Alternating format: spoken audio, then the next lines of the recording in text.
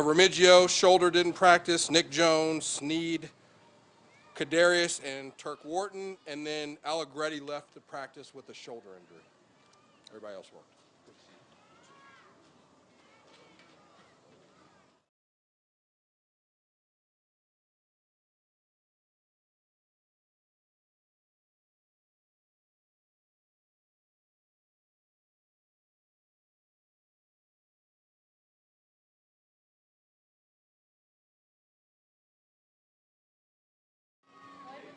Go ahead, fire away. The game the other day, the game in New Orleans. Yeah, everybody played. That was the thing. I mean, that's one of the important things in that first game. Coach wants everybody to play. So you've seen a lot of bodies. Like you've seen, like we had 4 different teams on going every time, and everybody played. So we were happy with that. The effort was excellent. You know, I thought the guys played extremely hard. There's in the return game, I like to see Prince get some more. I mean, we left the guy unblocked in the first one, and he got hit on that one. Then we kind of kicked away from him on the other one, coming back across the field. So I still want to see him. You know, I want to see him get some more next week. James, I thought, did a great job. You know, on his kick return. Didn't get any opportunities on punt return with the ones, but hopefully we'll get something this week. Other than that, I mean, I like Nick Jones. I thought showed up, did a good job. He hurt his hand, obviously, but he'll be back. Other guys like Anthony Cook did a nice job. Number 47 showed up. These are some new faces. Cam Jones, number 44, did a nice job. But you know, I just think our ones, you know, they came out a little bit sluggish. I'm talking about my ones as well. And, you know, we need to have a better showing this week. Arizona, you guys have had a questionable term a couple times in a row. You guys change anything for that for this preseason? No, we don't change anything. I think they're going to have, you know, there's so much talk and so much focus on the field. I'm pretty sure they're going to have that, you know, in pretty good shape. They've been playing on it, and I haven't heard, you know, anything negative really. So I mean, we haven't had a kickoff in the regular season yet. It looks like everyone's returning kicks. Yeah. In the preseason, this is the time to do that. That's Any right. guess yet what's going to happen in the regular season league-wide? I think there's going to be more fair catches on those high kicks for sure. I think you have to, you know, you have to play the analytic game, and if you want to help your team get them out to the 25 and automatically, you know, you still have to make the fair catch and you have to block everybody up. I mean, they're going to be coming down the field and coming hard. If we bobble it, I mean, it's, you know, you're taking a chance there. So, but yeah, I think there'll be more fair catches for sure. I think there'll be more squib kicks though too at the same time.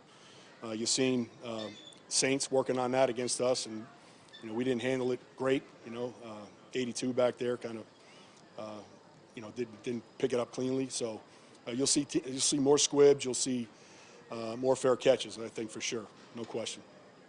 Is that something you want to do too? I know you had a high kick the other day too. Yeah, I mean we're working on you know Bucker's high kick down to the goal line. We know guys you know want to return. I'm trying to evaluate our kickoff team right now, and we know that teams aren't going to fair catch it now.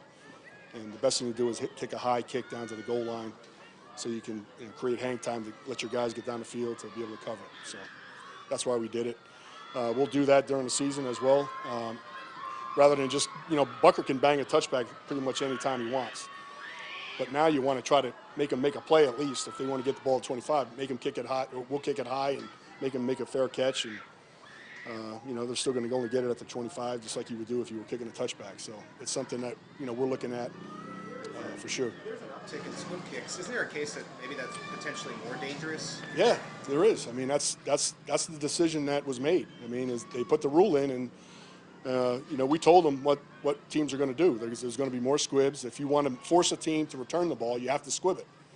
You know, because if you can kick a high one, they can fair catch it and get it out to the 25. So. Okay, thanks, guys. All right, thank you. Thank you.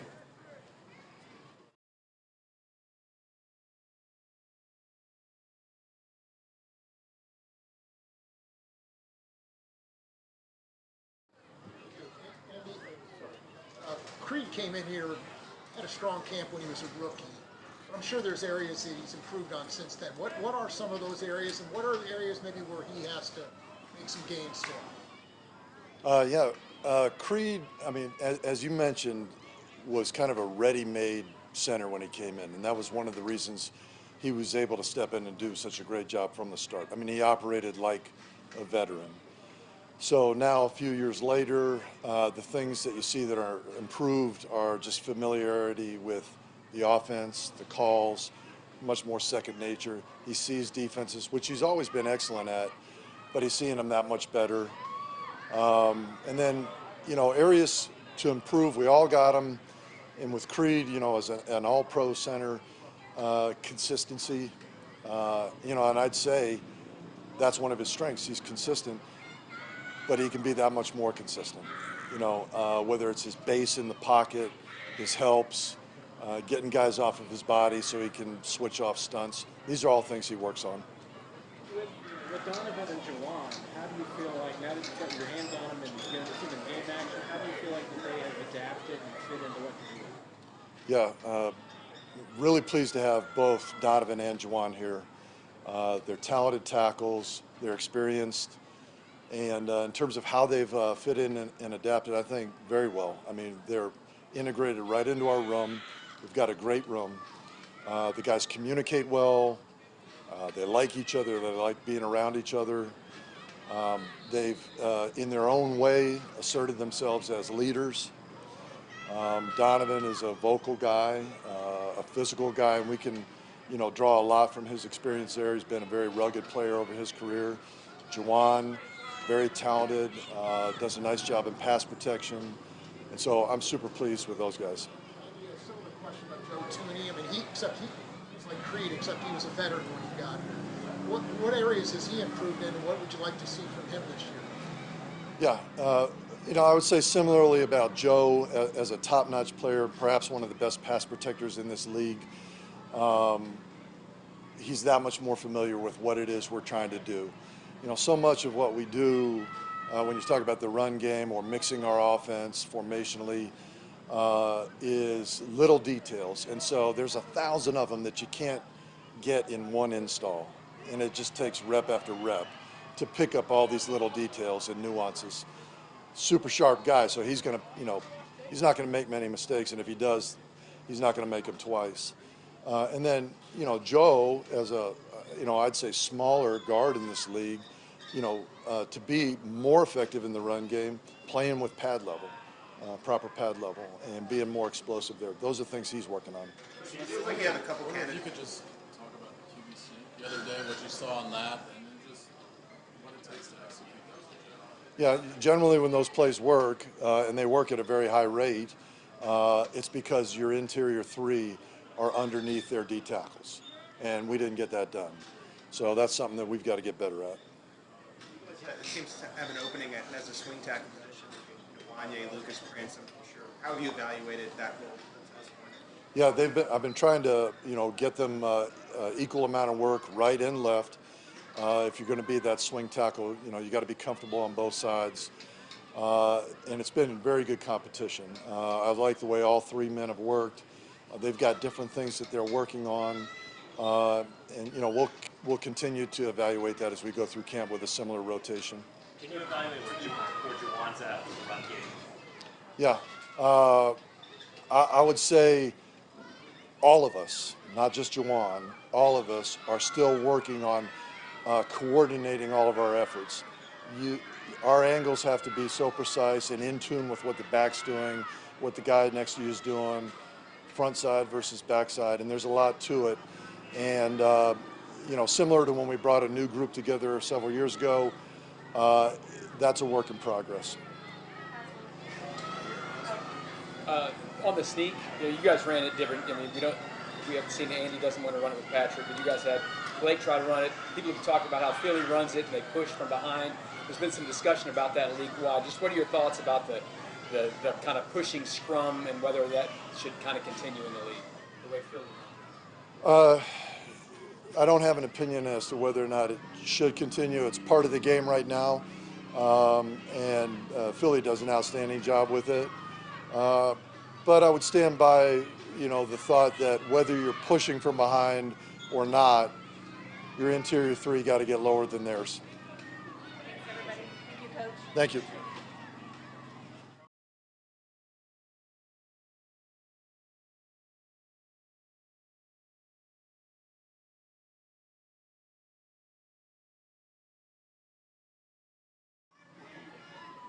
Coach, especially particularly with Noah Gray, just how have you seen him develop and just kind of it seems like a little bit more confident and mature as the years have gone by?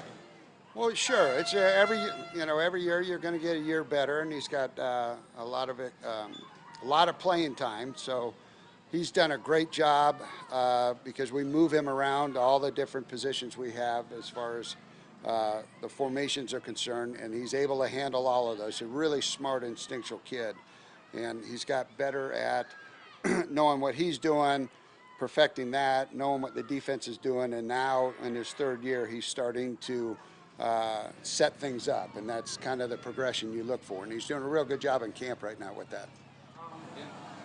Andy obviously comes from the West Coast system foundationally, but over the last 11 years with him, how much has the tight ends routes gotten deeper? You're trying to go more downfield with that position, obviously, whether it's attached to the offensive line or obviously spread out. Well, I think that's the biggest part. That you're not just in a slot. Then we started getting, we'd go with the speed trips where Travis is by himself. That was a big change from West Coast. That wasn't part of that to where he's isolated. And then now I think that with the movements and shifts that you have with him in the backfield and with moving him all over the formation, that's kind of. You just do more with those guys than normally you would do with wide receivers, and it has to do with his ability to handle it. Do you have to coach differently with a guy who might run, more than a 15, 18-yard route? And how fun is that for you, given that it's not a traditional part of it? Well, yeah, it keeps expanding for me. I have to, talk to the wide receiver coaches now about being the individual receiver out there, how that differs from being in the slot number 3 or number 2. So yeah, it's helped me expand as far as what I'm doing and how much technique I have to work with them on in the different coaching points and scouting reports that we have to give for those guys. So it challenges me, but then them too. So they have to get a bigger picture of what's going on, and that's helped us all along. Everybody.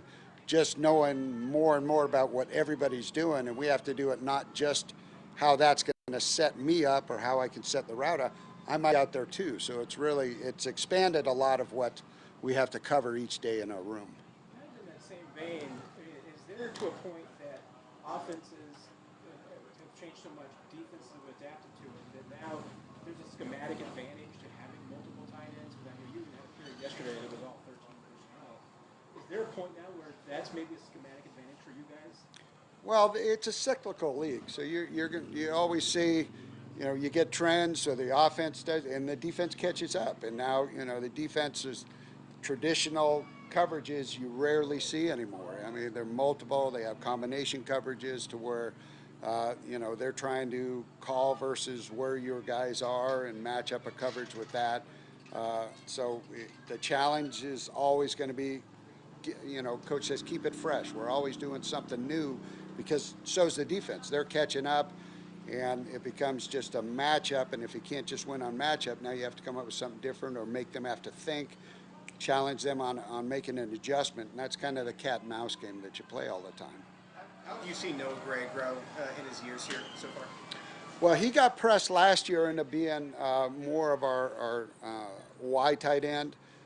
Which is a little bit more blocking scheme, and that's not what he was doing in college.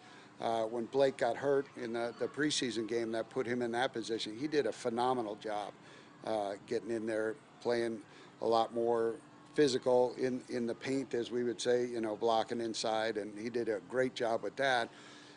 Add that to what he's done when you split him out or when he's running routes versus not just linebackers. Now he's out on safety. So for him, that helped him because now he's got a broader picture on what he can do, and we can do more with him. And that's kind of what Coach looks for is what you do well. Well, I'm going to take advantage of that. And let's see what we can come up with to utilize that. Last one. Been with Andy so long, probably as long as anyone coaching.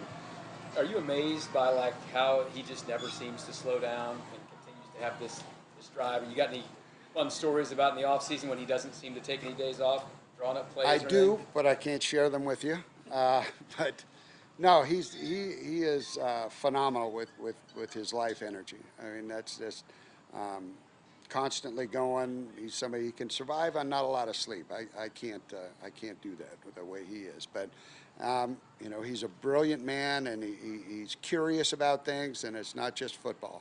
So it's all parts of life, and you know, just a great human being. And you know, he's not going to be bored at anything that he chooses to do. He finds a way to get you know, involved in it, and well-rounded in all aspects of life. So I've been very fortunate to be with him since '82 when he was my position coach. So it's been a little while. Thanks, everybody. All right, guys.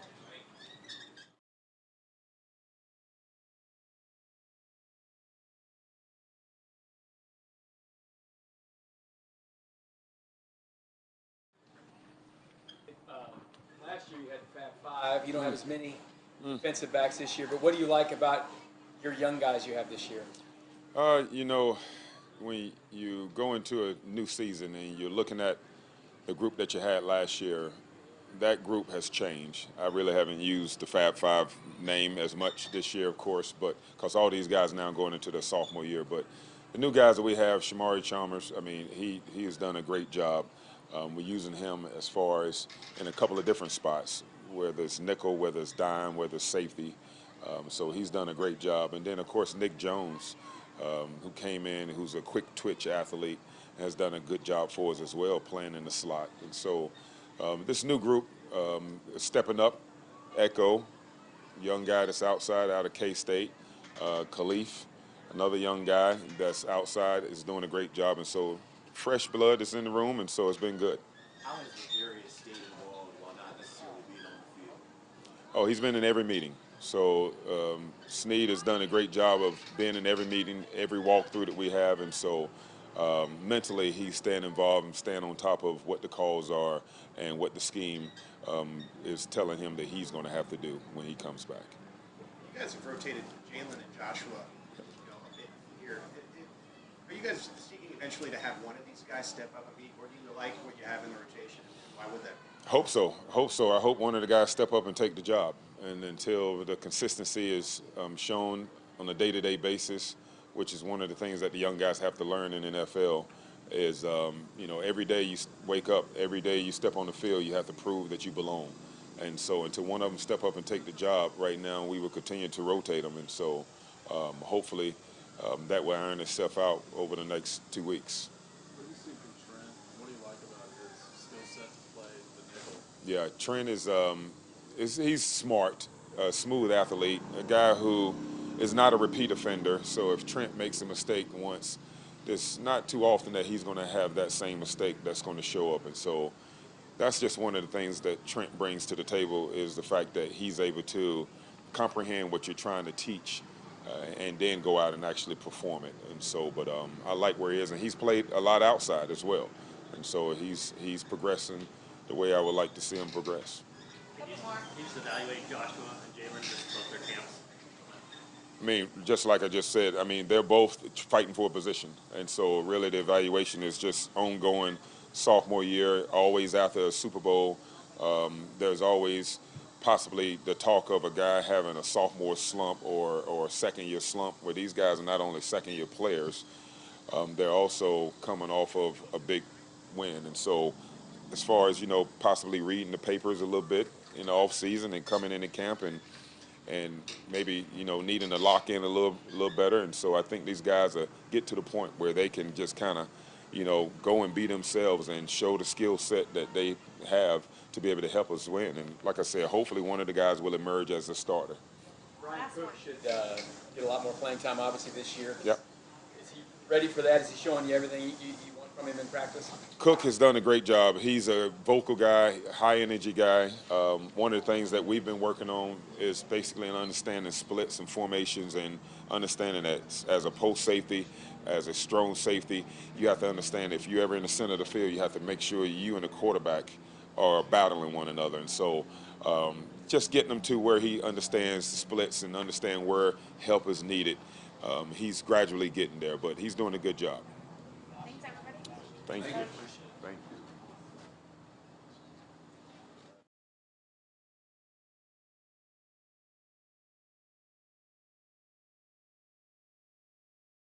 you. Cullen, D-line coach. Great to see everybody here, and with that, I'll open it up for questions. What have you seen from Felix so far? I tell you, he's really progressing every day. You know, Felix is one of the younger guys in the draft. He's 21, but he had 34 snaps the other night. He had some really good pressure, a couple of hits on the quarterback. He's playing the run better. He's just going like that every day. Joe, what are your expectations for him this year? I think we got to get him ready to play, and I think he's really going to help us. I think he'll be in the rotation.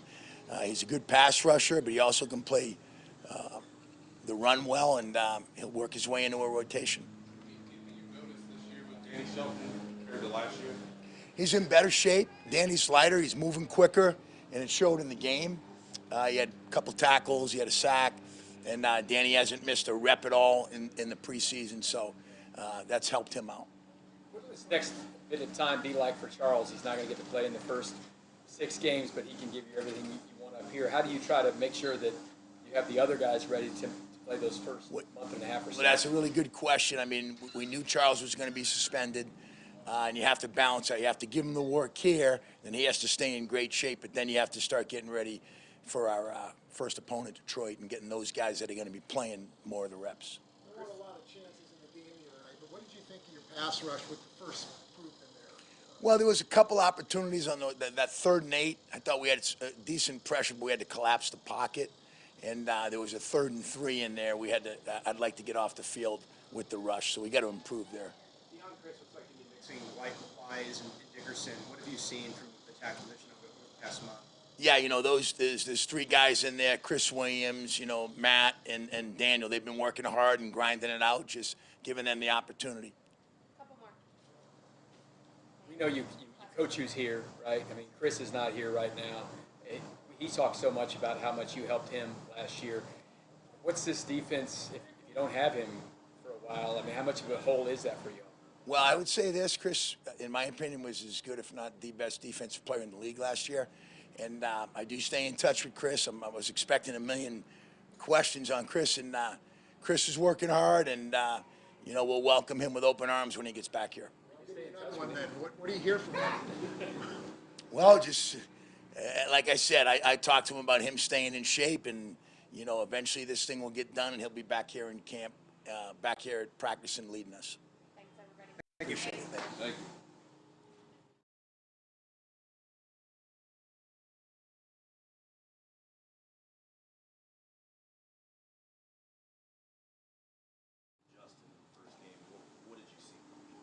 Watson or Ross? Ross. I just wanted to see him play hard. So play hard, go out, have fun. It was his, I think, first action in 2 years. So I just exactly that: play hard and have fun. And I thought he did that. So. How has Rasheed kind of got himself into the flow here with the guys? He's been good. He's been working hard. You know, he came in rookie camp and got to kind of learn how we do stuff. And then, you know, over the summer, I thought he did a good job of getting in better shape. And, you know, he came back in good shape. And then he's just been working hard all training camp and been very coachable. So I like where he's at.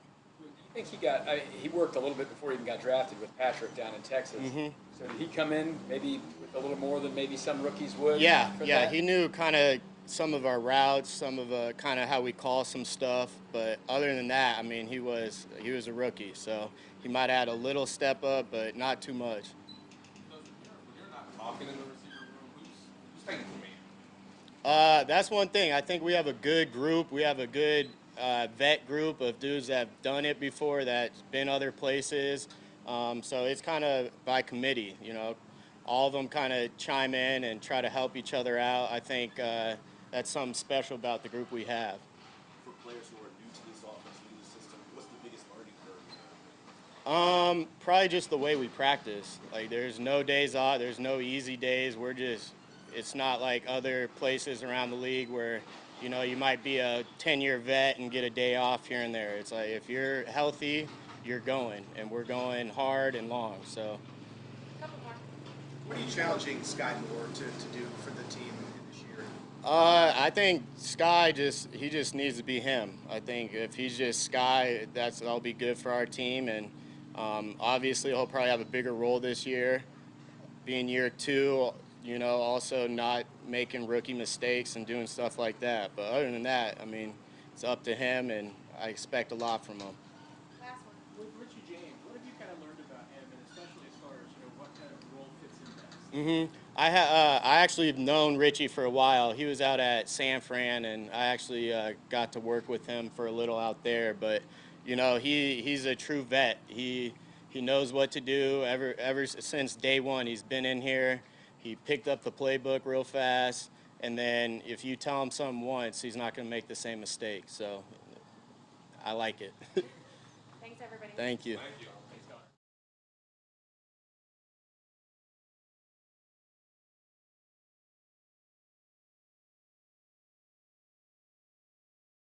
Good to see everybody.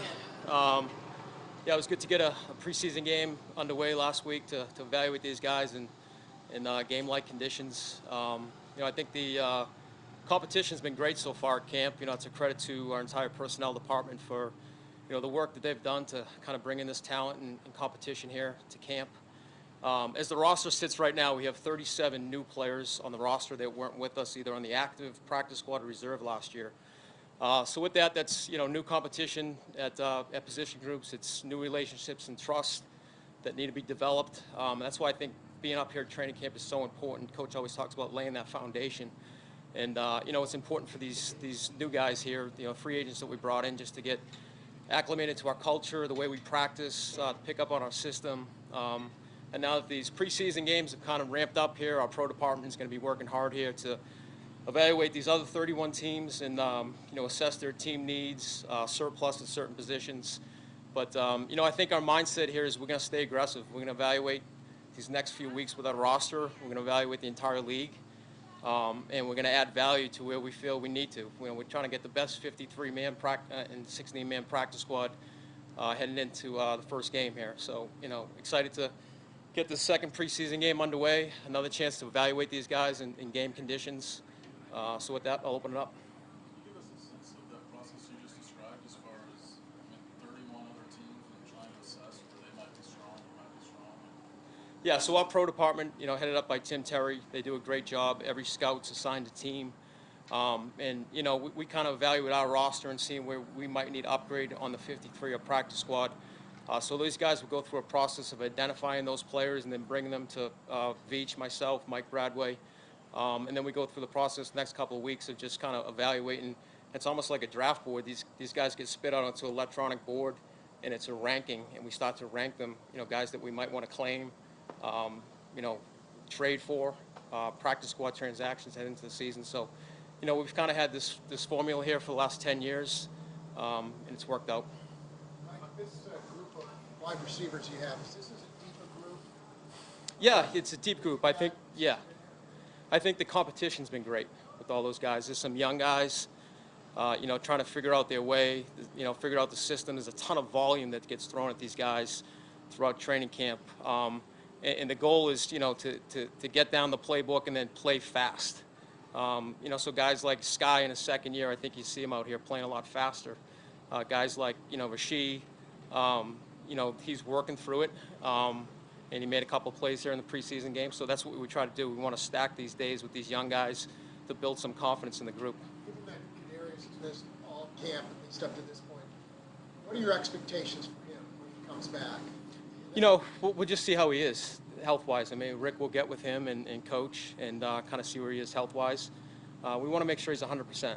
You know, we want to make sure he's there for the games. And, you know, we know what he brings to the table. It's his playmaking ability. So, you know, we're not going to rush it. You know, I don't think we have any expectations right now. We're just going to, you know, take it day by day and see how he is. Mike, can you, in your experience, walk us through when do the trade discussions start to happen? Either right around cut down day or maybe even soon thereafter? So we I go don't know if it's once the third preseason game is or if it's even before that. As soon as we start to identify players, you know, we'll have our pro department and we reach out to teams that we have relationships with. To try to figure out, you know, what they might need, what they have for surplus. So some of those conversations are starting now. Yeah. Couple more. With the new cut down, everyone's getting cut at once and cut late. You guys haven't been through this before. You like the idea of how it's going to work this year? Yeah, we have actually had it a couple of times in the past. I think COVID might have been one of them, but yeah, I mean, it gives us an opportunity to another week to evaluate these guys that where we had to move on from them before, but maybe they show something in practice for these preseason games. So I think it's good for everybody. There wasn't a lot of movement in the GM market last year, but it certainly seems like there's at least a trend towards different paths to that job and getting younger. I mean, I know you've been in finance, you've been on the scouting side, the personnel side.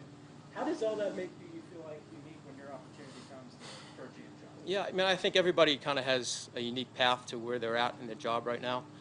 I've gone through, I've coached in college. I've gone through that process of, having relationships with players and game planning. And, I worked in finance. I don't know how much mutual funds have really prepared me for this job.